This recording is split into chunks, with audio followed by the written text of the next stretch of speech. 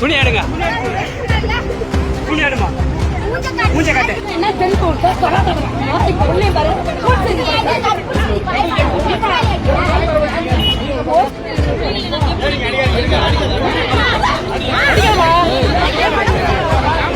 அவளை மூஞ்ச காட்ட சொல்லுங்க. முதல்ல அவ மூஞ்சில இருக்கிற துணியை எடுக்க சொல்லுங்க.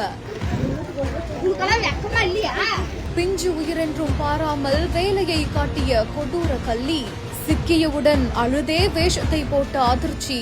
தருமபுரி மாவட்டம் பாப்பிரெட்டிப்பட்டி அருகே இருக்கக்கூடிய ராமியம்பட்டியை சேர்ந்த ஆனந்தன் அப்படின்றவங்களோட பேத்தி வீட்டுக்கு முன்னாடி விளையாடி கொண்டிருந்ததா சொல்லப்படுது.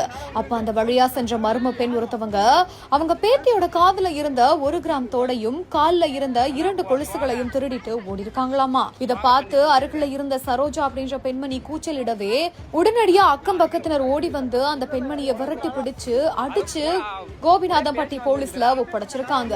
இது குறித்து போலீசார் மேற்கொண்ட விசாரணை அந்த பெண்மணி பெத்தூரை சேர்ந்த சுலோச்சனா அப்படின்றது தெரிய வந்திருக்குது. அதோட அவங்க கிட்ட இருந்த தோடு மற்றும் கொலுசுகளை பறிமுதல் செஞ்சு அவங்கள அதிரடியா கைதும் செஞ்சிருக்காங்க.